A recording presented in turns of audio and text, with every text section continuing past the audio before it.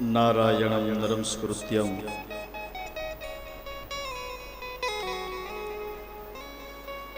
નરં ચૈવ નરોત્તમં દેવીં સરસ્વતીં વ્યાસ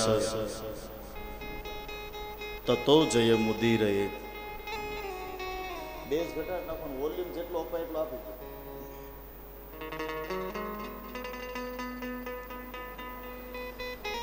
પરમ કૃપાળુ પરમાત્મા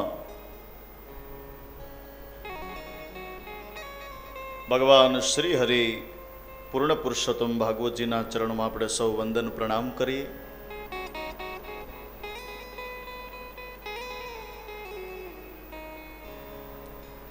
ગેડિયા પરિવાર ભગુભાઈ નાથાભાઈ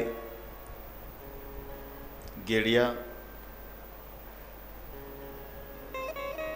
તેમના પરિવાર દ્વારા આયોજિત આ શ્રીમદ ભાગવત કથામાં નિમંત્રણને માન આપી સૌ મહેમાનો પધાર્યા છો. સાથે ભગવાનના પરમ અનુરાગી એવા શ્રોતાઓ, આપ સૌનું કથા મંડપમાં સ્વાગત છે. આ પરિવાર વતી અને વ્યાસપીઠ પરથી આપ સૌને વ્યાસપીઠ પરથી મારા જય શ્રી કૃષ્ણ, જય માતાજી.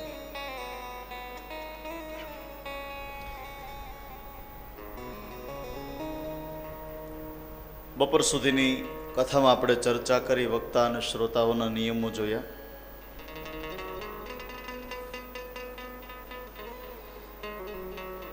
શ્રીમદ ભાગવતની અંદર મહાત્મ્ય 6 અધ્યાયમાં બતાવવામાં આવ્યું છે.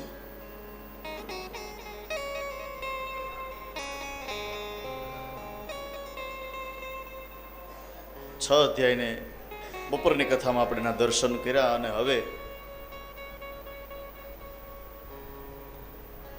શ્રીમદ ભાગવતના 12 સ્કંદ છે.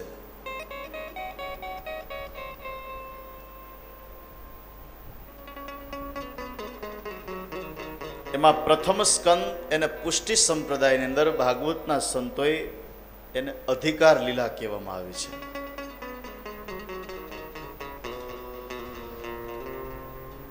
બીજો સ્કંદ આવશે એને ભાગવતના સંતો સર્ગ લીલા કહે છે. ત્રીજો સ્કંદ આવશે એને વિસર્ગ લીલા કહે છે. જે જે સ્કંદ આવતા જશે ત્યારે હું તમને સમજાવતો જઈશ. અત્યારે અધિકાર લીલા શ્રીમદ ભાગવતનો પ્રથમ સ્કંદ, જેને સંતો અધિકાર લીલા કહેવામાં આવે છે. જીવ જ્યારે અધિકારી બને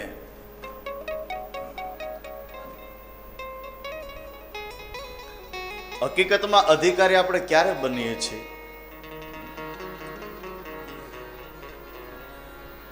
જેવી જેની પાત્રતા. વરસાદ વરસતો હોય,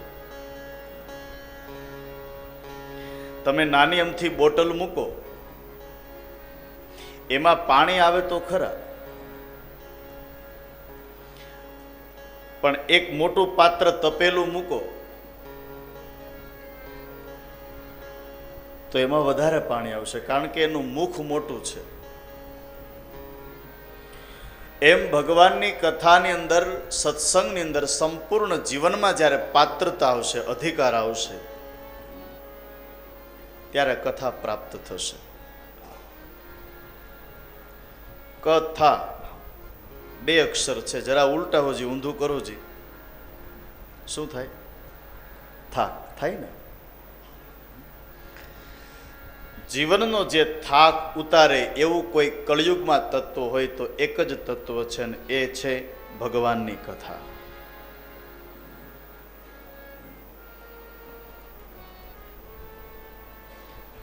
ગમે એવો જીવ હોય, લોભી હોય, ક્રોધી હોય, પણ કથા મંડપમાં બેસે એટલે એને શાંતિ મળે.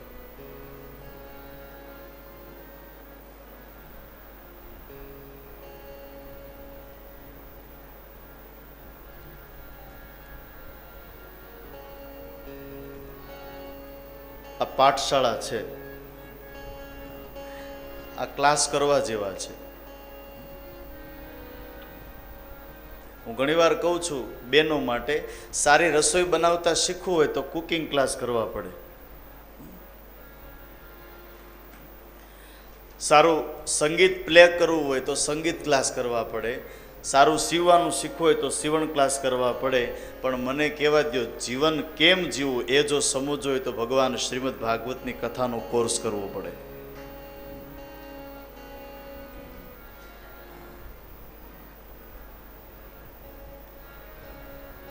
આ કોર્સ કર્યા જેવું છે. 7 દિવસનો કોર્સ છે, પણ પાછો એના નિયમ પાલન કરો તો.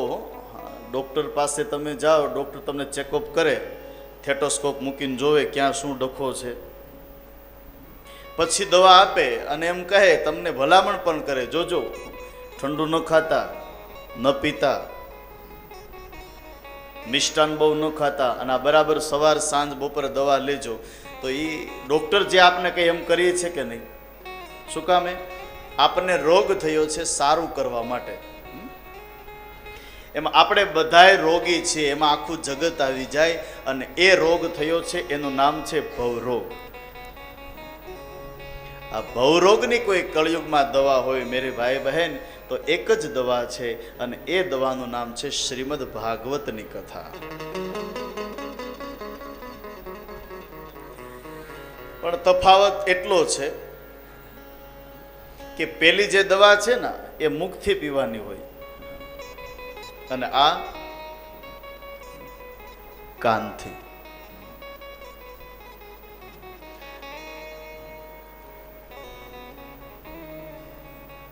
જેટલો લાભ લેવાય એટલો લાભ લેજો વાલા.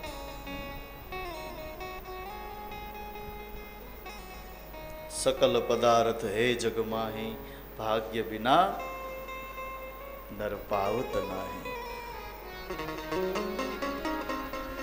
અમે ઘણી જગ્યાએ કથા કરવા જાય એટલે પધરામણી કરવા જાય, અમે કંઈક તમે કથામાં આવો છો એટલે અમને પાછા સલાહ આપે કે નહીં અમે નથી આવતા, અમારે તો મારા જ કામકાજ હોય, પણ અમારા ઘરેથી આવે છે. આટલું કે ત્યાં સુધી વાંધો નહીં, પણ બીજી જગ્યાએ પધરામણીમાં જાય ત્યારે એમ પૂછે કથામાં આવો છો? બોલે કથામાં તો અમારે આવું તો, પણ અમને આમંત્રણ નથી આપ્યું. લે આવું કેમ? ત્યારે હું એક વાત કરું કે ભાઈ તમને આમંત્રણ આપ્યું કે ન આપ્યું તો મને ખબર નથી, પણ તમારી જન્મ કુંડળીમાં ભગવાનની કથા સાંભળવાનું લખ્યું નહીં, નકર તો પહોંચી ન જાઓ.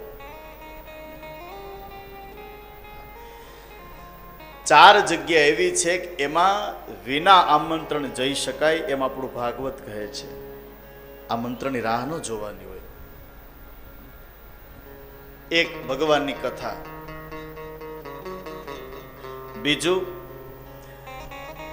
માતા પિતાને ત્યાં કંઈ પણ પ્રસંગ હોય ત્યારે દીકરાએ આમંત્રણની રાહ ન જોવાની હોય, પહોંચી જવાનું હોય. ત્રીજું, પોતાના ગુરુના આશ્રમમાં કંઈ પણ કામકાજ હોય ત્યારે શિષ્ય આમંત્રણની રાહ ન જોવાની હોય. અને ચોથું, મિત્રને ત્યાં કંઈ પ્રસંગ હોય ત્યારે પોતાના મિત્રે આમંત્રણની રાહ ન જોવાની હોય, પહોંચી જવાનું હોય. આ 4 સ્થાન એવા છે એમાં આમંત્રણની જરૂર ન હોય.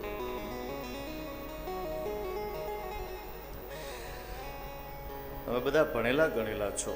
કથાની મારે વ્યાખ્યા આપી હોય તો કથાની વ્યાખ્યા સંસ્કૃતના ભાષ્ય ઉપર એવું કહી શકું કે કથા એને કહેવાય સંસારની વ્યથાને જે હરે એનું નામ કથા. સંસારની વ્યથાઓને જે હરે એનું નામ કથા. હવે ભાગવતજીની જ કથા સાંભળો, એ જ સત્સંગ છે, એ જ પ્રભુની પ્રાપ્તિ છે એવું મારું વ્યાસપીઠ નથી કહેતું. બોલે તો તમે સારી વાત કરો, કોઈના પ્રત્યે ઈર્ષા ન હોય, કોઈના પ્રત્યે ક્રોધ ન હોય, કોઈના પ્રત્યે લોભ ન હોય, દરેકના પ્રત્યે સમભાવ હોય, અને તમે જે સત્સંગ કરો એ ભગવાનની કથા છે.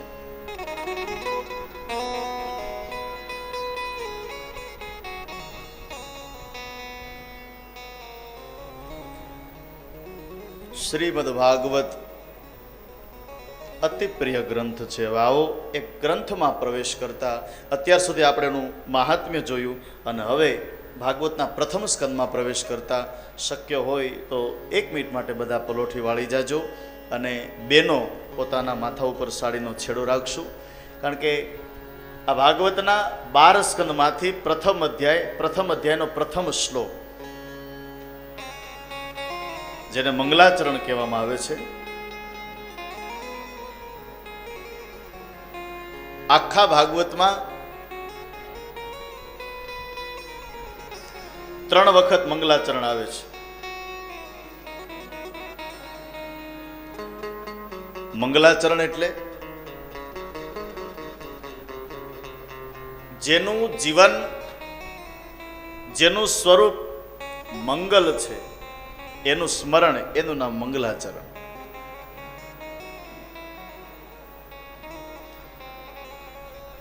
ત્રણ વખત ભાગવતના શાસ્ત્રોક્ત નિયમ પ્રમાણે ભાગવતમાં 3 જગ્યાએ મંગલાચરણ આવે. એમાં એક હમણાં આપણે જે શ્લોક ગાશું એ મંગલાચરણ કોનું હતું? બોલે વ્યાસજીનું.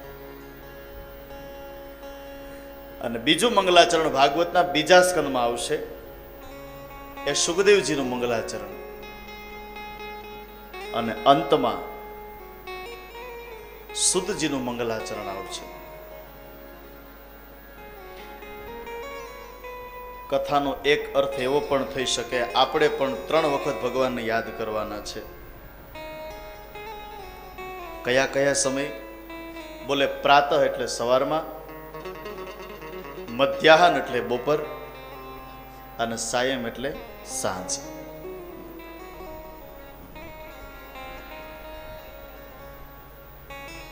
આવો પેલા બહુ ભાવથી, પ્રેમથી ભાગવતનો પ્રથમ સ્કંદનો પ્રથમ અધ્યાયનો પહેલો શ્લોક આંખ બંધ કરી વ્યાસજી જે પરમાત્માનું મંગલાચરણ કર્યું એ આપણે સૌ સાથે મળીને મંગલાચરણ કરીએ.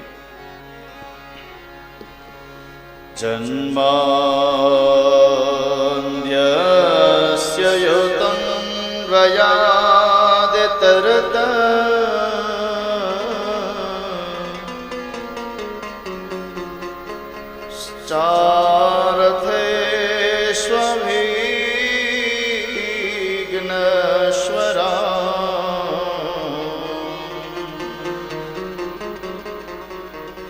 તેને બ્રહ્મરુદાદિ આદિ કવયે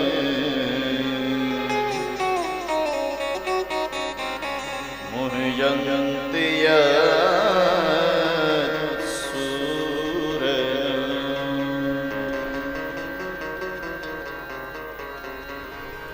તેજો વારે મૃદામ યથા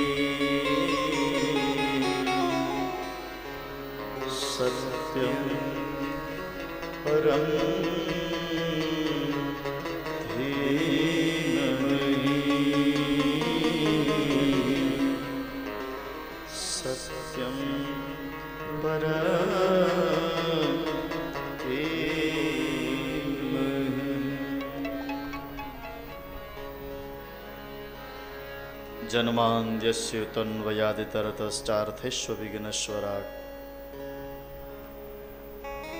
તેને બ્રહ્મરુદાદિ આદિ કવે મુહ્યન્તિ યત્સૂરયઃ તેજો વારે મૃદામ યથા વિનિમયો યત્ર ત્રિસર્ગો મૃષા ધામ્ના સ્વેન સદા નિરસ્તુ કોહકમ સત્યમ પરમ ધીમહિ. ભગવાન સર્જન કરે છે, ભગવાન પાલન કરે છે, અને અંતમાં સમય આવે ત્યારે ભગવાન સંહાર કરે છે. આ ત્રણેય કાર્યમાં ભગવાનને મોહ નથી, અભિમાન નથી, એટલે ભગવાન જે કરે એને લીલા કહેવાય. અને આ ત્રણેય વસ્તુ આપણામાં છે, પણ આપણામાં અભિમાન છે, આપણામાં મોહ છે. કેવી રીતે? આપણે ત્યાં પુત્રનો જન્મ થાય એ પુત્રને તમે લાલન પાલન કરીને તમે મોટો કરો, પણ મા બાપને થોડા અંશે એમાં મમતા તો છે જ. કઈ? બોલે મારો દીકરો મોટો થશે ને પછી અમને સાચવશે, આવી ઈચ્છા તો હોય જ. પણ ભગવાન જે કરે છે એ ત્રણેય કાર્યમાં ભગવાનને મોહ નથી, અહંકાર નથી, એટલે ભગવાન જે કરે એને લીલા કહેવાય. આ એક જ શ્લોકમાં 7 દિવસ આપણે કથા કરવી હોય તો થઈ જાય, એટલું ઠાસી ઠાસીને તત્વો ભર્યું છે. સંસ્કૃતનો જેણે અભ્યાસ કર્યો હશે, જે વ્યાકરણ જાણતા હશે ને ખબર હશે. કથાઓ તમે બહુ સાંભળી, પણ જરા યુટર્ન લગાવી અને મૂળ તત્વ એને સમજો તો આ કૃષ્ણ કથા, આ ભાગવત કથાનો તમને મૂળ સારાંશ સમજાશે. નહીંતર હમણાં હું શ્લોકોનું પઠન કરી જઈશ, પણ કદાચ એવું બની શકે કે અમુક ન પણ સમજી શકું.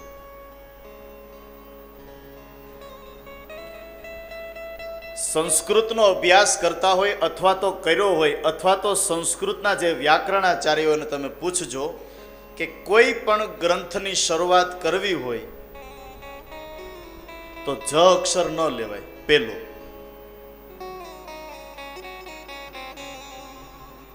કેમ લાગે તમને? તો વ્યાસજીની ભૂલ છે કે નહીં? ભાગવતના 18,000 શ્લોક લખ્યા, 12 સ્કંદ લખ્યા, 335 અધ્યાય લખ્યા, એમાં પહેલામાં પહેલો શ્લોક અને પહેલા શ્લોકનો પહેલો જ અક્ષર જ છે. હવે એક બાજુ એમ કહો કે ગ્રંથની શરૂઆતમાં જ ન લેવાય, અહીંયા વ્યાસજીએ જ લીધો છે.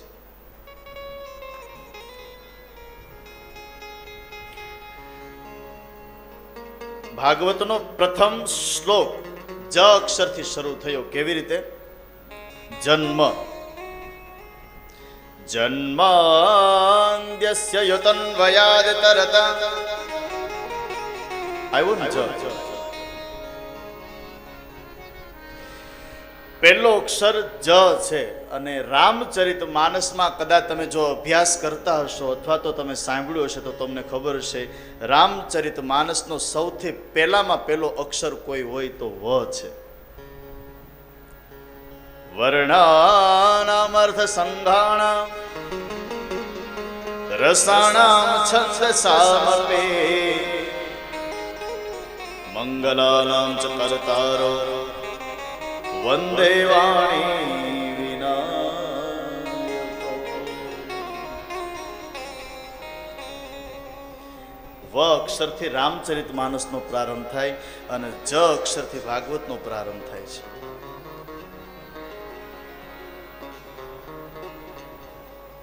અને ભાગવતનો છેલ્લો અક્ષર કયો છે?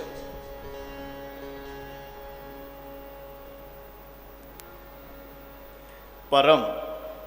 છેલ્લો અક્ષર મ છે. હવે મારે તમને થોડું ઊંડાણમાં તત્વથી સમજાવવાનો પ્રયત્ન કરવો છે કે જ અક્ષર ના પાડી છે તો પછી વ્યાસજીની ભૂલ છે કે નહીં? અહીંયા વ્યાસજીએ જ લખ્યું છે.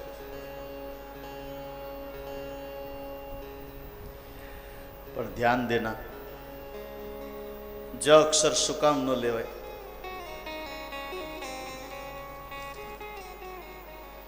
બોલે દગ્ધ છે. દગ્ધ એટલે બળેલો છે. જેનું હૈયું બળેલું હોય એને ઓઠે પેલો અક્ષર જ આવે. બળેલો અક્ષર જ છે, દગ્ધ અક્ષર છે. એટલે વ્યાસજીનો ખુલાસો આપીને કહ્યું કે પેલો અક્ષર મેં કયો મૂક્યો છે ભાગવતમાં એ મને ખબર છે. ત્યારે વ્યાસજી હસતા હસતા કહ્યું કે મેં 17 પુરાણો લખ્યા ને છતાંય મારા જીવનમાં શાંતિ નહોતી. એટલે હૈયું બળેલું જ ને.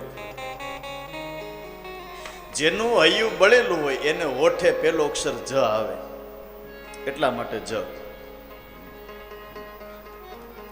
અને હજી એક તમને હજી પુરાવો આપું. શ્રીમદ ભાગવતની અંદર ગોપી ગીત આવે છે. ગોપી ગીત કેટલા લોકોએ સાંભળ્યું છે? જરા ઊંચી આંગળી કરો છે.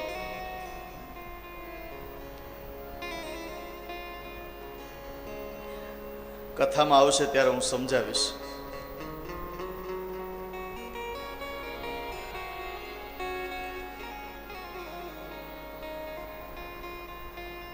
ગોપી ગીતની તો ખબર છે ને?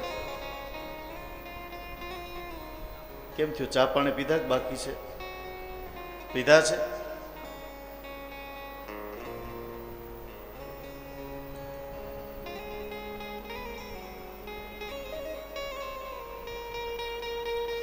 શ્રીમદ ભાગવતનો જે દશમ સ્કંદ છે, દશમ સ્કંદની અંદર બે વિભાગ છે, એક પૂર્વાર્ધ અને એક ઉત્તરાર્ધ. પૂર્વાર્ધમાં 29 અધ્યાયથી 33 અધ્યાય, એટલે ગણો 5 અધ્યાય થશે. 29, 30, 31, 32 અને બોલો. હા, તમે મને રિસ્પોન્સ આપજો, એટલે મને એમ થાય કે દૂધ દોણામાં જ જાય છે.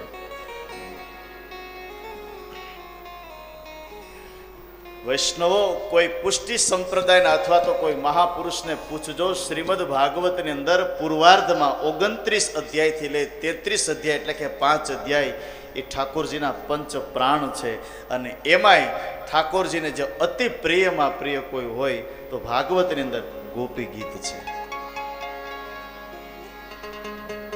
એ ગોપી ગીતના 19 શ્લોક, એ 19 શ્લોકમાંથી પહેલો શ્લોક, એ પહેલો શ્લોકનો પહેલો અક્ષર કયો છે? જયતિ તેધિકમ જન્મના વ્રજ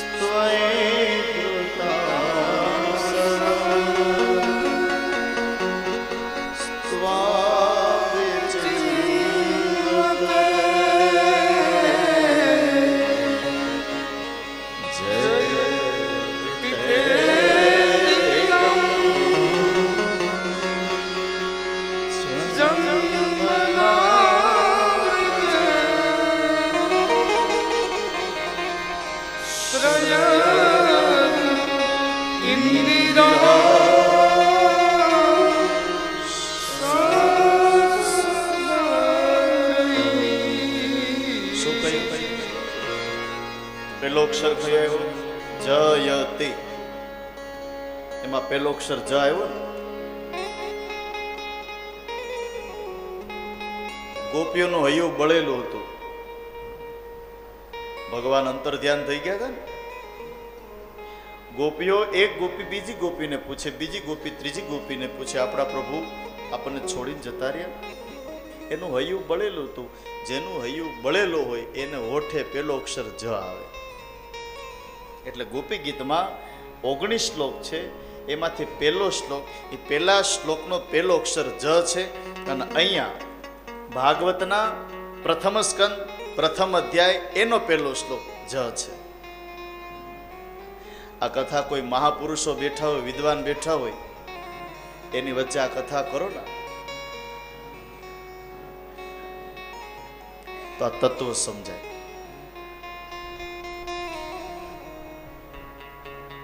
ભગવાન ત્રણેય કાર્ય કરે છે: ઉત્પન્ન, પાલન અને સંહાર.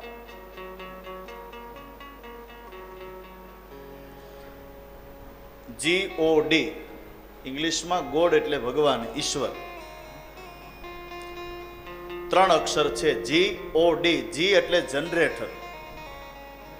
લાઇટ ન હોય તો પાવર લાવવો હોય તો જનરેટરની જરૂર પડે, અથવા બેટરી ઉત્પન્ન કરે ને. G four generator. એ કાર્ય કોનું છે? બોલે બ્રહ્માજી. પછી આવ્યો ઓ ફોર ઓપરેટિંગ. પાલન પોષણ કોણ કરે? રિમોટ કોના હાથમાં છે? બોલે નારાયણ. અને છેલ્લો અક્ષર છે ડી ફોર ડિસ્ટ્રોય. સમય આવે સંહાર કરે.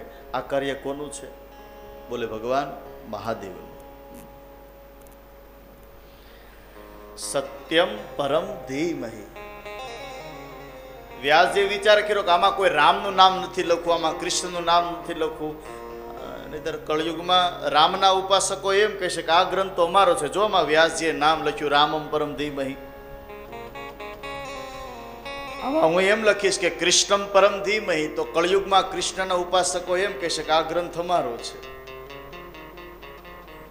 વ્યાસજી બહુ બુદ્ધિશાળી હતા. એણે વિચાર કર્યો કોઈ દેવનું નામ નહીં, નામ લખવું તો પ્રશ્ન થાય ને. શું લખ્યું? હું કોઈ દેવને વંદન નથી કરતો, તો સત્યમ પરમ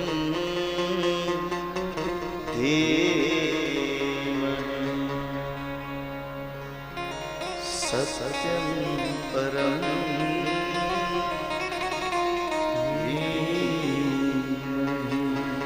જેનું સત્ય સ્વરૂપ છે હું એને વંદન કરું છું. હવે તમને રામની વાત કરો, કૃષ્ણની વાત કરો, સ્વામિનારાયણ ભગવાન, રામાપીર, યોગેશ્વર, માતાજીની દરેકની વાત કરો, એમાં ક્યાં અસત્યની વાત આવે? બધી જગ્યાએ સત્યની જ વાત છે. વ્યાસજીએ શું કહ્યું? કોઈ દેવનું નામ ન આપ્યું. જો બોલે હું રામ કૃષ્ણ કોઈને વંદન નથી કરતો, પણ જેનું સ્વરૂપ સત્ય છે એને હું વંદન કરું છું. સત્ય રૂપી ભગવાન પરમેશ્વરનું સ્મરણ કર્યું છે. બધું એક જ છે વાલા. જેમાં વિશ્વાસ હોય, જેમાં શ્રદ્ધા હોય એમાં રહેજો. પણ વ્યાસપીઠ ઉપરથી હું એટલું ચોક્કસ કહું કે બીજા કોઈ ધર્મનો, બીજા કોઈ દેવનો વિરોધ ન કરો. એ પણ મોટા મોટી ભક્તિ જ છે. કોઈ કે આ દેવ સાચા, કોઈ કે આ દેવ સાચા, અંતે બધું એક જ છે. હરિ તારા છે હજાર નામ, ક્યાં નામે લખવી કંકોતરી. હરિ તારા બોલો બધાય બોલો.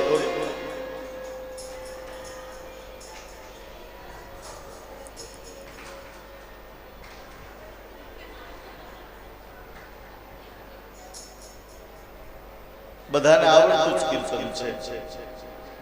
હવે ગાહો કે નહીં ગાહો? ગાહો. કરે તો ગાતા જ હોય, પણ અહીંયા ગાવ તો સાચા કહો. હાલો એક બે પંક્તિ. હરિ તારા છે હજાર નામ, ક્યાં નામે લખવી કંકોતરી.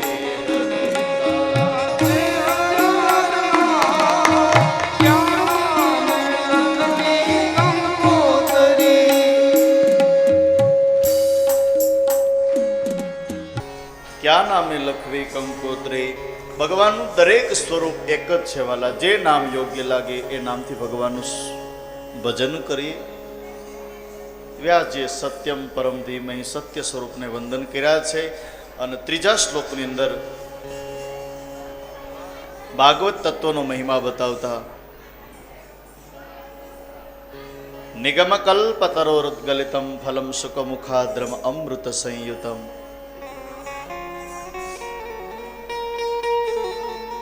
ભાગવત છે એ વેદનો સાર છે, કલ્પવૃક્ષ છે.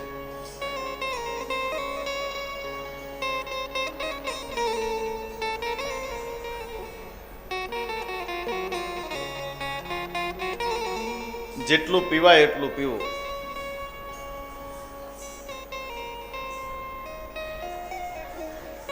બેનો એકદમ શાંતિ રાખજો. મેં ગઈકાલે તમને સૂચના આપી છે, પછી વારે વારે વ્યાસપીઠ ઉપરથી કેવું એક 2-5 બેન એવા તૈયાર રહ્યો કે કીર્તન પૂરું થાય તરત બધા બેસી જાય એટલે શાંતિ રખાવી જ દેવાની. વ્યાસપીઠ ઉપરથી વારે વારે કેવું એ યોગ્ય ન કહેવાય. ખંજરીનો અવાજને થોડીક વાર માટે નીચે મૂકી દેવું. કીર્તન આવે ત્યારે તમતાર લઈ લેવું, બાકી બને એટલું એકદમ શાંતિ. આપણે વાત તો ગઈકાલે કરી જ છે. 5 બહેનો એવા તૈયાર રહી, જો કે કીર્તન પૂરું થાય બધા બેસી જાય એટલે એકદમ શાંતિ રખાવી દેવાની. એ જવાબદારી તમને સોંપી દઉં છું.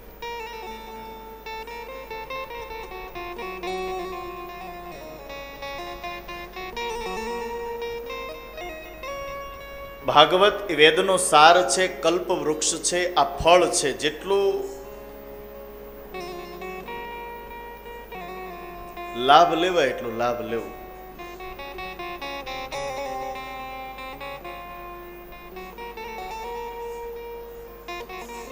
વ્યાસજીએ આ ભાગવતને ફળ કહ્યું ને પછી પાછા એમ કહે છે કે આને પીવાય એટલું પીવો.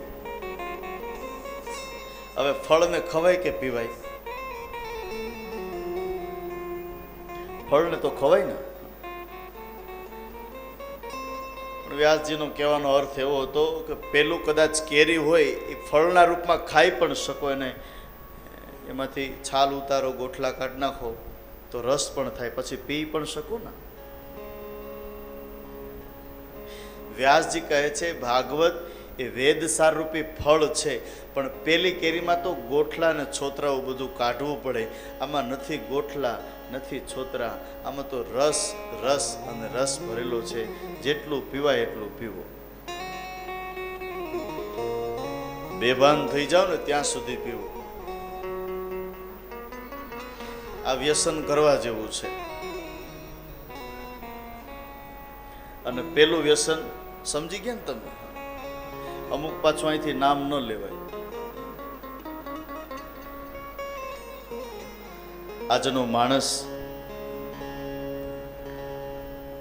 હું કયા ખાનદાનનો છું, મારું બ્લડ કયું છે, મારા સંસ્કાર કયા છે, મારા વડીલો કોણ હતા, અને આજનો યુવાન કેવા વ્યસન ઉપર આવી ગયો છે સાહેબ. એ વ્યસન છે ને બરબાદ કરશે. પણ હવે થયું એવું કે ભાઈઓ વ્યસનમાં અને બહેનો ફેશનમાં. થોડું કડવું છે પણ મીઠું છે.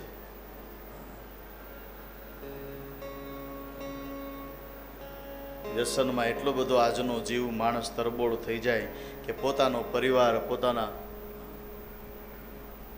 છોડજો સાહેબ, છોડજો. આખા જગતની વાત છે, બહુ કહેતા દુઃખ થાય છે. વ્યસન કરવું હોય તો કરો ભગવાનના નામનું. અને આ નશો જેને ચડી જશે પછી ઉતરશે નહીં. પહેલો નશો તો કદાચ કલાક, 2 કલાક, 1 રાત, સવાર પાછા ઠેકાણે. પણ આ નશો જેને ચડી જશે પછી ઉતરશે નહીં. આ નશો કરવા જેવો છે. મહાપુરુષો સંતોએ નશો કર્યો છે પણ ભગવાનના નામનો. દાસ સતાર મુસલમાન હતા, પણ એના નશો ચડી ગયો હતો. જતા હતા ને કોઈએ પૂછ્યું, દાસ સતાર કઈ બાજુ? દાસ સતાર કહે છે, શું પૂછો છો મુજને, હું શું કરું છું, મને જામે ત્યાં હરું છું, મને જામે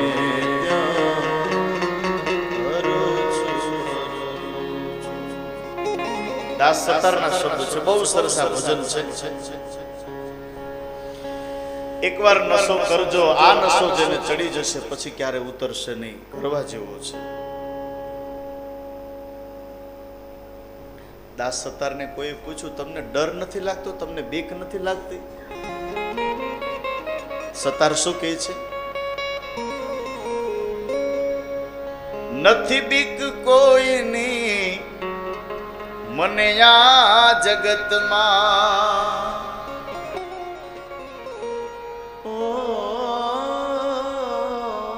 નથી બીક મને આ જગત નથી બીક કોઈની મને આ જગતમાં, પણ પછી પાછા બીજી લીટીમાં શું બોલ્યા? હા હા હા, હું ડરું છું ખરા, હું બીવ છું ખરા, પણ કોનાથી? ફકત એક મારા, ફકત એક મારા પ્રભુથી ડરું છું. શું પૂછો છો મુझને?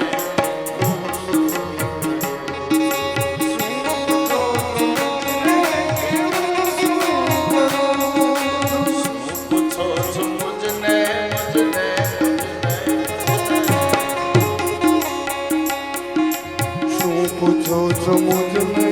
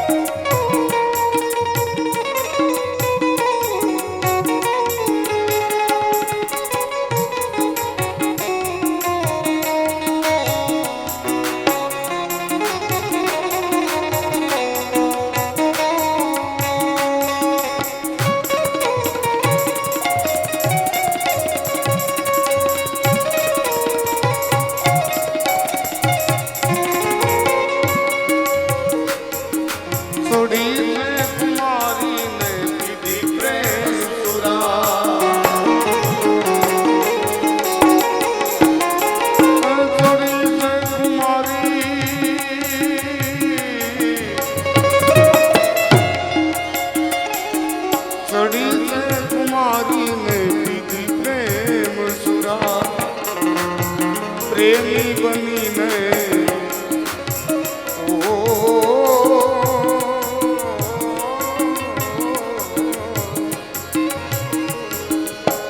પ્રેમી બનીને જગમાં મને જ્યાં ગમે ત્યાં હરું છું ભરું, એ મને જ્યાં ગમે ત્યાં હરું છું ભરું.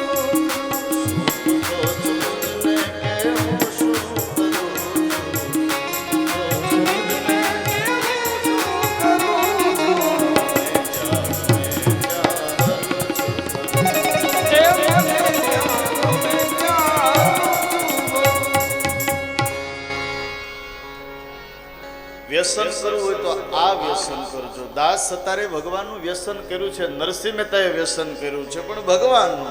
મીરાએ પણ વ્યસન કર્યું છે, નામદેવ, તુકારામ વ્યસન કર્યું છે, પણ ભગવાનના નામનું.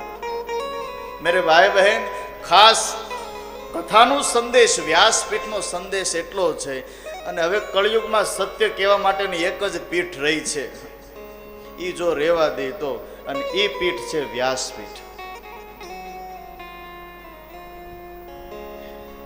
વ્યસનના એ મોહમાં આજનો યુવાન એટલો બધો ફસાઈ જાય છે.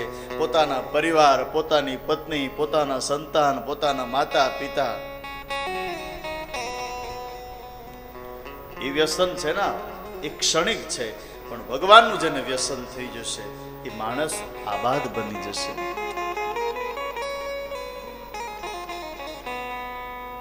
ભાગવત એ વેદના સાર રૂપી કલ્પ વૃક્ષ આ ફળ છે.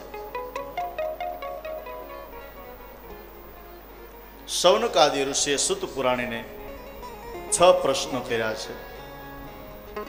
મહારાજ, 6 પ્રશ્ન, એમાં સૌથી પહેલો પ્રશ્ન એ હતો,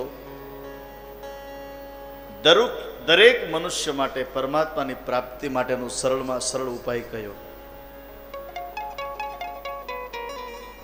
ભગવાન પ્રાણીઓની રક્ષા કરવા માટે વસુદેવને ત્યાં પ્રગટ થયા. ભગવાને જે લીલાઓ કરી એ કથા અમને કહો. ત્રીજો પ્રશ્ન, નારદજી ભગવાનના જે સંકીર્તનો, જે ગુણાનુવાદ ગાયા એ કથા અમને કહો. પ્રશ્ન ચોથો, ભગવાને જે અવતારો લીધા અને જે લીલાઓ કરી છે એ કથા. પ્રશ્ન પાંચમો, ભગવાન શ્રી કૃષ્ણ અને દાવજી પોતાની ગુપ્ત માયા વડે જે લીલાઓ કરી છે, જે અસુરનો સંહાર કર્યો એ કથા અમને કહો. અને પ્રશ્ન નંબર 6, ભગવાન ગયા એ જ સમયે આ પૃથ્વી પર કળયુગનું અવતરણ થયું છે. કળયુગમાં ધર્મ કોના શરણે જશે અને કળયુગમાં જીવ માત્રને પ્રભુની પ્રાપ્તિ માટેનો સરળમાં સરળ ઉપાય કયો? આ કથા અમને કહો. આટલા પ્રશ્નો સાંભળી સુત પુરાણી મંગલાચરણ કર્યું છે અને સૌનકાદી ઋષિને બિરદાવતા કહ્યું છે, આવો આપના પ્રશ્નનો જવાબ આપતા સૌથી પહેલા ભગવાનના જે 24 અવતારો થયા એ કયા કયા અવતાર અને કેટલામો અવતાર એ ભાગવતમાં લખ્યું છે. સુત પુરાણી સૌનક ઋષિઓને કહે છે, ભગવાનનો પ્રથમ અવતાર સનક સનંદન સનત કુમાર, બીજો વરાહ, ત્રીજો નારદજીનો અવતાર, ચોથો અવતાર નરનારાયણનો, પાંચમો ભગવાન કપિલ અવતાર, છઠ્ઠો અત્રિ અનસૂયાને ત્યાં દત્ત દુર્વાસા અને ચંદ્રમાથે ભગવાન પધાર્યા એ છઠ્ઠો અવતાર, સાતમો અવતાર યજ્ઞ ભગવાનનો, આઠમો અવતાર વૃષભદેવનો, નવમો અવતાર પૃથ્વીરાજાનો, 10મો અવતાર મત્સ્ય અવતાર, 11મો કુર્મ એટલે કાચબાનો અવતાર, 12મો ધન્વંતરી અવતાર, 13મો મોહિની અવતાર, 14મો એક ભક્તની રક્ષા કરવા માટે ભગવાન સ્તંભમાંથી પ્રગટ થાય એ નૃસિંહ, એના 14મો અવતાર કહેવામાં આવ્યો છે, 15મો અવતાર વામનજીનો, 16મો અવતાર પરશુરામજીનો, 17મો અવતાર ભગવાન વ્યાસજીનો, 18મો અવતાર મર્યાદા પુરુષોત્તમ રામનો, 19 અને 20 એ બે અવતાર બલરામ અને શ્રી કૃષ્ણનો, 21મો અવતાર ધર્મ, 22મો અવતાર મનુ, 23મો અવતાર હયગ્રીવ અને 24મો અવતાર હજી બાકી છે. સંભલપુર ગામની અંદર વિષ્ણુ એશા બ્રાહ્મણને ત્યાં ભગવાનનો 24મો અવતાર થશે એવું ભાગવતમાં નિરૂપણ બતાવવામાં આવ્યું છે. સુત પુરાણી સૌનકાદી ઋષિઓને કહે છે, સૌ પ્રથમ વ્યાસજી દ્વારા જે ભાગવતની રચના કરવામાં આવી એ કથા હું આપને બતાવું. એક વખત વ્યાસજી પોતાના આશ્રમની અંદર ચિંતિત અવસ્થામાં બેઠા છે. એ વખતે નારદજીનું આગમન થયું. નારદજીએ વ્યાસજીને કહ્યું છે કે મહારાજ, આપ સતત ભગવાનનું ચિંતન અને મનન કરનાર, આપ કંઈક ઉદાસ હોય, કંઈક ચિંતામાં એવું લાગે છે. વ્યાસજીએ કહ્યું, નારદજીની પાસે શું છુપાવું? કહ્યું, મહારાજ, મેં 17 પુરાણો લખ્યા છતાંય મારા જીવનમાં શાંતિ કેમ નથી? બસ મોટામાં મોટું ચિંતાનું કારણ આ છે. નારદજીએ વ્યાસજીને જવાબ આપતા કહ્યું છે કે મહારાજ, તમે 17 પુરાણો લખ્યા? બોલે હા. તમારા જીવનમાં શાંતિ નથી? બોલે નહીં. મહારાજ, તમારા જીવનમાં જો શાંતિ પ્રાપ્ત કરવી હોય તો 18મું એવું પુરાણ રચો જેમાં ભાવ ભક્તિને કેન્દ્રમાં રાખી ભગવાનના સંકીર્તન, ભગવાનની લીલાઓને ગાવ તો તમારા જીવનમાં ચોક્કસ શાંતિ પ્રાપ્ત થશે.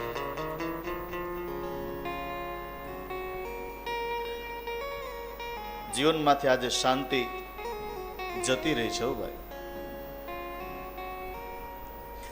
સવારમાં માણસ જાગે ને ત્યારે એમ વિચાર કરે, હું ક્યાં જાઉં તો મને પૈસા મળે. પછી એ જ માણસ સાંજે ઘરે આવે ત્યારે એમ વિચાર કરે, હું શું કરું તો મને શાંતિ મળે. આજથી 35-40 વર્ષ પહેલા આટલી બધી ફેસિલિટી હતી ભાઈ. આજે ઘરમાં સોફા સેટ છે, ડિનર સેટ છે, પણ માણા અપસેટ છે.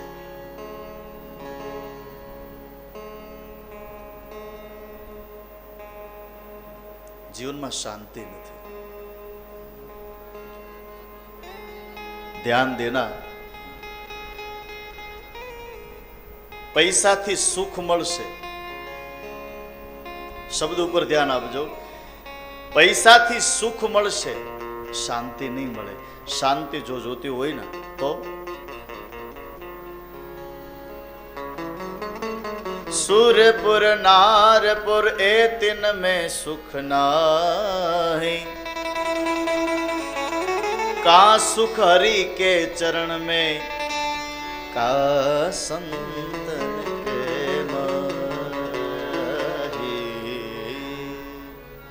संतन के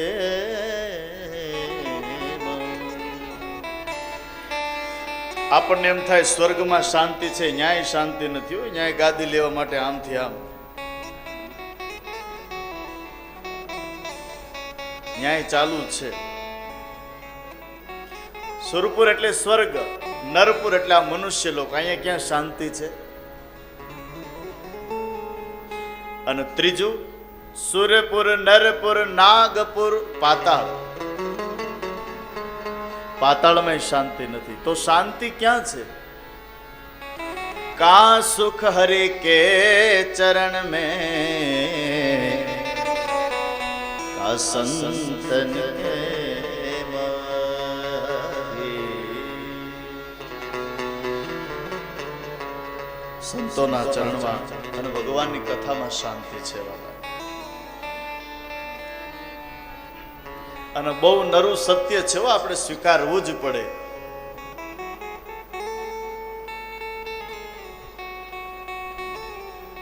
છ સાત પેઢી પહેલાની કદાચ આપણે વાત સાંભળી હોય કે ટકનું લઈને ટકનું ખાતા,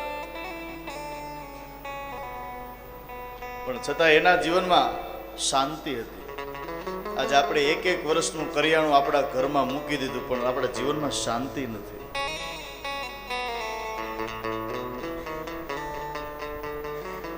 વડીલોને પૂછો, છાસ ને રોટલો ખાઈ જતા પણ કસકસાટ ઊંઘ આવી જતી. આજ 32 ભાતના ભોજન 33 ભાતના પકવાન છે, પણ મારા ને તમારા જીવનમાં શાંતિ નથી વાલા. કથાનો સંદેશ એટલો છે કે જીવનમાં બધું મળશે, પણ શાંતિ તો ભગવાનની કથામાં છે. દેવર્ષિ નારદે કહ્યું, તમારા જીવનમાં જો શાંતિ પ્રાપ્ત કરવી હોય તો લીલા સંકીર્તન ગાઓ અને 18મું પુરાણ રચો, તમારા જીવનમાં શાંતિ થશે. આમ કહી અને ભગવાનના નામનો મહિમા બતાવનાર નારદજી પોતાના પૂર્વજન્મની કથા બતાવે છે. મહારાજ, હું એક દાસીનો દીકરો હતો. પિતાજીનું અવસાન થયું. હું અને મારી મા બંને ગામમાં એક આશ્રમ, એ આશ્રમમાં સેવા ચાકરી કરીએ. સંતો ભોજન કરે એનો એઠો જે પ્રસાદ હોય એ હું અને મારી મા લઈએ. બીજું તો કઈ ખબર ન પડી, પણ સંતોનો એઠો પ્રસાદ અમારા પેટમાં ગયો ને, અમારા રોમે રોમે ભક્તિ પ્રાપ્ત થઈ. ચાતુર્માસનો સમય આવ્યો, વધારે સંતો આવ્યા, પછી તો વધારાના સંતોની સેવાનો લાભ મળતો. સંતોને જવાની તૈયારી. મને કહ્યું, બેટા તારે મારી સાથે આવવું છે. મેં કહ્યું, આવું ખરા, પણ પહેલા મારી માની રજા લઈ લો. આ કોણ કથા કહે છે? નારદજી. માની રજા લેવા ગયા. માં, આવેલા સંતોની સાથે હું જાઉં છું. જવાની વાત કરી. માના આંખમાંથી અશ્રુની ધાર. બેટા, તું મને છોડીને જવાની વાત કરે છે? તારા પિતાજીનું તો ગેરહાજરી છે. બેટા, મારી બુઢાપાની કોઈ લાકડી હોય તો એ તું છો, અને આજ તું એમ કે છો કે માં હું તને છોડીને જાઉં? માં તો માં છે ભાઈ. મુખેથી બોલું માં, ત્યાં તો મને સાચે નાનપણ સાંભળે. પછી મોટપની મજા મને કડવી લાગે કાગડા. તમે જોજો સાહેબ, દીકરો ગમે એટલો મોટો બની ગયો હોય, સાહેબ હોય, તો પાડોશના કુટુંબી કદાચ એને ભાઈ કહેશે, અરે છોડો. એનો પિતા એને કદાચ ભાઈ કહેશે, પણ એને તુકારો કરવા વાળું કોઈ જગતમાં હોય ને સાહેબ તો એક જ વ્યક્તિ છે, અને તુકારો કરે એ જગતજની પોતાની માં હશે.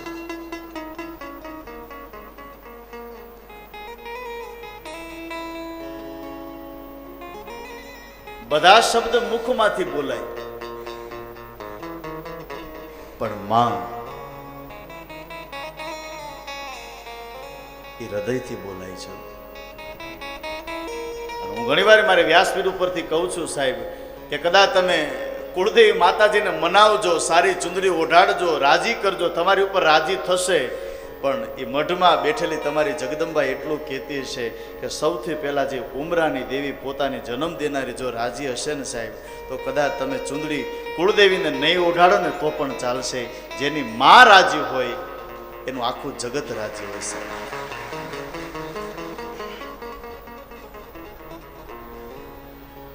ભગવાન પૃથ્વી ઉપર આવ્યા ને એના અનેક કારણો હતા,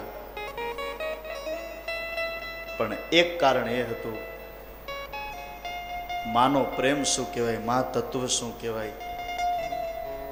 એ મા પ્રેમ મેળવવા માટે કાળિયો ઠાકર આ પૃથ્વી ઉપર આવ્યો છે ભાઈ.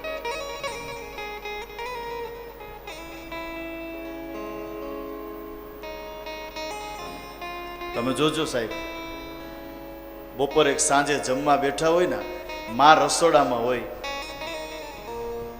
અને બધાને પ્રમાણમાં શાક કદાચ થાય એમ ન હોય, ઘટે એમ હોય, તો રહોડામાંથી માં એવું બોલશે કે તમે બધા નિરાતે જમજો, શાક લઈ લેજો, મને બહુ ભૂખ જેવું નથી, મારે કંઈ શાક ખાવું નથી. સાહેબ વિચાર તો કરો.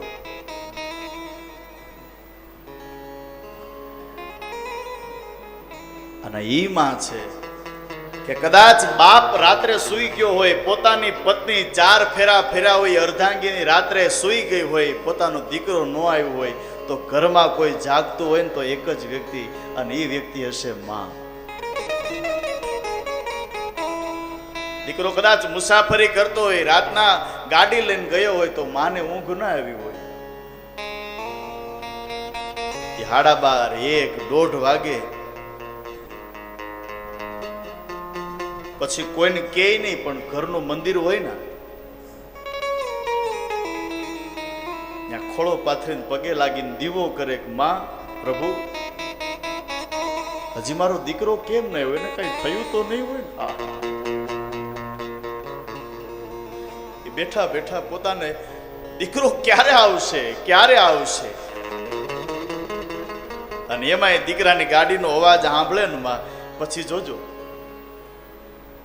દીકરો આવે, પૂછે બેટા આવી ગયો, થયું તો નથી ને? અરે માં કાંઈ નથી થયું. બેટા કેમ મોડું થયું? દીકરો એમ કહે માં થોડું કામકાજ હતું. પછી માને શાંતિ થાય. સાહેબ આ માં છે, એકવાર જોરદાર તાલીઓથી વધાવો. મીઠા હેમધુ ને મીઠા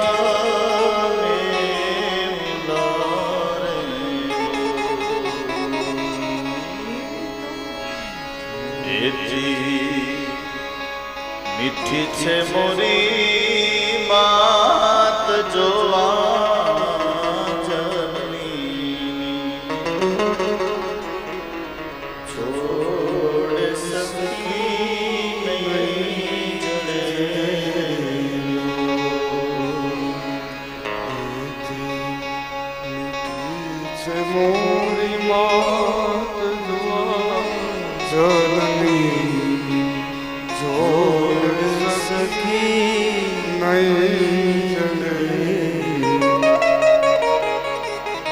મા વિશે તો શું બોલું, પણ વધારે વધારે માને રડવું ક્યારે આવે ખબર છે?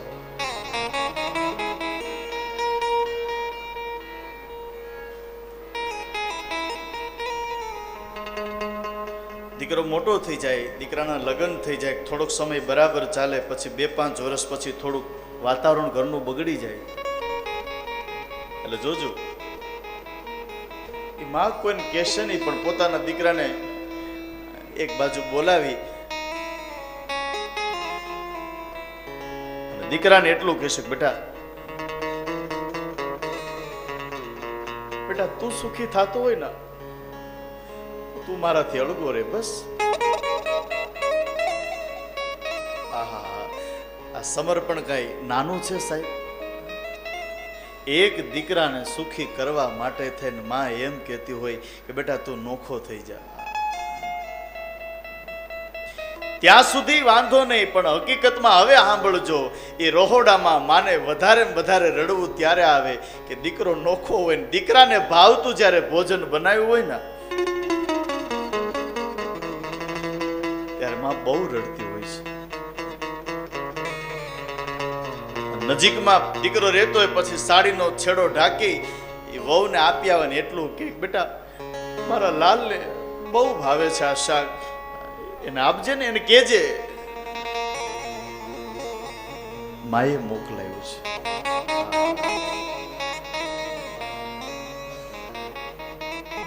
ભાવનગર યાદ આવે, પ્રભાશંકર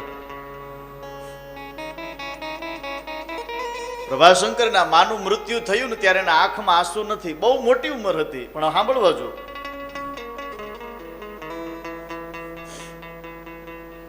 માનું બધું કામ પૂરું થયું ને પછી 15 દિવસ પછી પ્રભાશંકર એ ભાવનગર ની અંદર રાત્રિનો સમય, રાતના 1:30-2 વાગ્યાનો ઓરડો બંધ કરી અને ધ્રુસકે ધ્રુસકે રડે છે. નીચે દીવાને સાંભળ્યું, આ 1:30 વાગ્યો રડે છે, રડવાનો અવાજ શું થયો હશે? એ દીવાન પગથિયા ચડતા ચડતા આવ્યા, દરવાજો ખખડાયો. બાપુ, આંખના આંસુડા લૂછી નાખ્યા, દરવાજો ખોલ્યો. બાપુ, અડધી રાત છે, અમારે અવાય નહીં, પણ રડવાનો અવાજ સાંભળ્યો. બાપુ, કઈ ભૂલ થઈ છે? બાપુ, કેમ રડો છો? સાંભળજો, પ્રભાશંકરે કહ્યું કઈ નથી. બોલે કંઈક છે, તમારું રડવાનું કારણ? આહા, એ પ્રભાશંકર દીવાનના માથ ખભા ઉપર હાથ મૂકીને ધ્રુસકે ધ્રુસકે રડતા એવું બોલ્યા, દીવાન મને ભાઈ રડવું એટલા માટે આવ્યું, માં વહી ગઈ ને. દીવાને કહ્યું, બાપુ માની તો ઉંમર હતી અને એમાં તો હવે રડવું. અને હવે સાંભળજો સાહેબ, એ પ્રભાશંકરનો, એ ભાવનગરના પ્રભાશંકર એટલું બોલ્યા, દીવાન માં ભલે વહી ગઈ, દીવાન માં ભલે વહી ગઈ, પણ મને રડવું એટલા માટે આવ્યું કે મારી માની હારોર મારો તુકારો વિયોગ્ય ને એટલા માટે મને રડવું આવ્યું છે. તુકારો? હા દીવાન, ભાવનગરની બજારમાં નીકળીશ ને કોઈ મને રાજા કહેશે, કોઈ મને મહારાજ કહેશે, કોઈ મને સાહેબ કહેશે, પણ હવે મને પરભુડો કહીને કોણ બોલાવશે? આ પરભુડો કેવા વાળી વગી ને એટલા માટે મારાથી રડાઈ ગયું છે. દીવાન, રાતનો 12, સાડા 12, 1 વાગ્યો હું ન આવ્યો હોય અને મારા રાજ્યમાં હું પ્રવેશ કરું ના, એ પગના પગરખાનો અવાજ ખાટલામાં હુતેલી માના કાનમાં પડે ને, એ ખાટલામાંથી માં એટલું બોલતી, બેટા પ્રભુડા આવી ગયો. આહા, હવે સાહેબ કહેશે, મહારાજ કહેશે, બાપુ કહેશે, પણ દીવાન હવે મને ખબર પડી કે માં ભલે વહી ગઈ, પણ માની હારોહાર મારો તુકારો હવે મને પરભુડો કહીને કોણ બોલાવશે? એટલા માટે મારાથી રડાઈ ગયો. સાહેબ, આ જીવનમાં જે પ્રેમ છે, માનો જે આશીર્વાદ છે ને, જગતમાં બધુંય મળશે, પણ એક કવિએ તો બહુ સરસ માં વિશે લખ્યું છે, એ સુરાલયમાં નથી હોતી, શીતળતાને પામવા માટે માનવી તું દોટ ક્યાં મૂકે છે? શીતળતાને પામવા માટે માનવી દોટ ક્યાં મૂકે છે? હવે સાંભળજો, જે મસ્તી હોય છે આંખમાં એ સુરાલયમાં હોતી નથી, અમીરી અંતરની કોઈ મહાલયમાં હોતી નથી. શીતળતાને પામવા માટે માનવી દોટ ક્યાં મૂકે છે? જે હોય છે માની ગોદમાં એ હિમાલયમાં પણ હોતી નથી, એ હિમાલયમાં પણ હોતી નથી.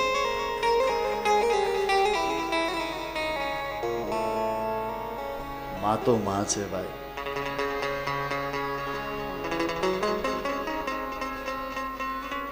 આના તોલે કોણ આવે?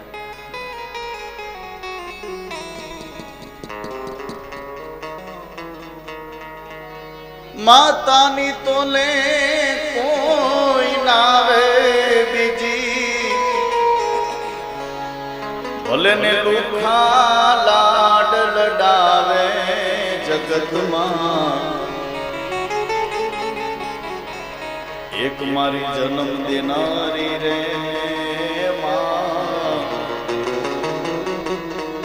મારી જનતાની તોલે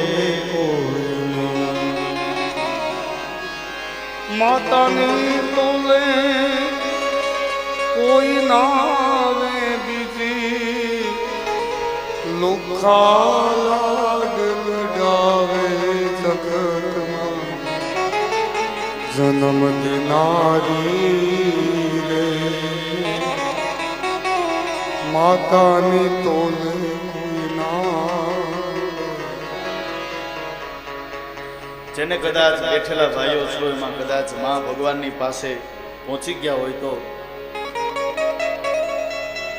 વિશેષ તો એના માટે બીજું શું, પણ કદાચ જેને માં હજી હયાત છે એને વ્યાસપીઠથી મારા વંદન છે. સાહેબ એકવાર જોરદાર તાલીથી વધાવો.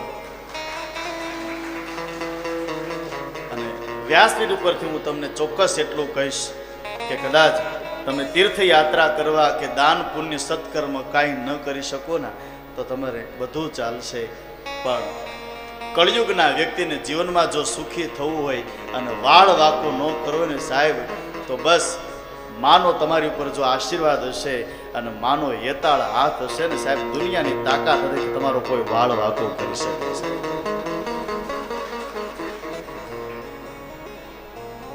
માં તત્વ આવે ને કોનું હૃદય ન પીગળે? માં તો માં છે ભાઈ. કવિ બોટાદ કરતો ત્યાં સુધી કહે છે કે માં કઈ છે?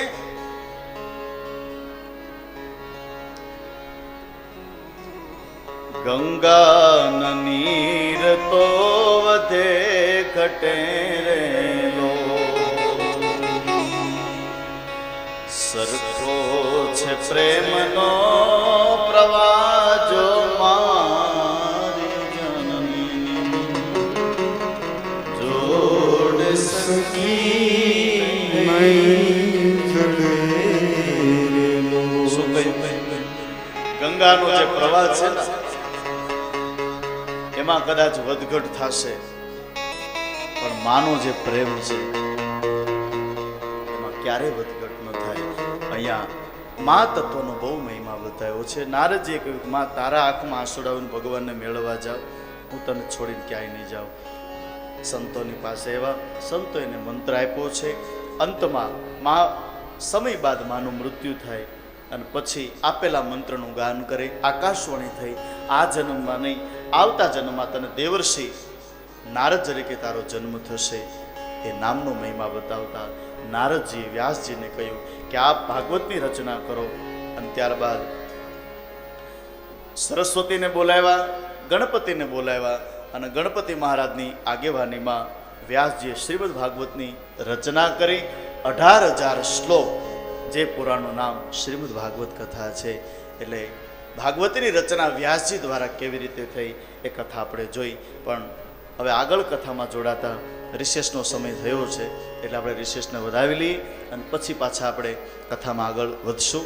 એક ખાસ નોંધ કે કદાચ રિસેસમાં ઊભા થાવ તો વહેલી તકે પાછા કથા મંડપમાં આવીને બેસી જાજો, કારણ કે રિસેસ પછી એવું થાય છે કે કદાચ કોઈ પાછા મંડપમાં ન આવી શકતા હોય.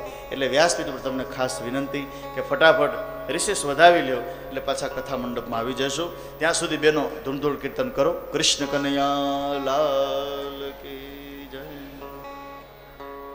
દ્વારિકાનો નાથ મારો રાજા રણ છોડ છે, એણે મને માયા લગાડી રે દ્વારકાનો નાથ રાજા રણ છોડે છે. માયા લગાડી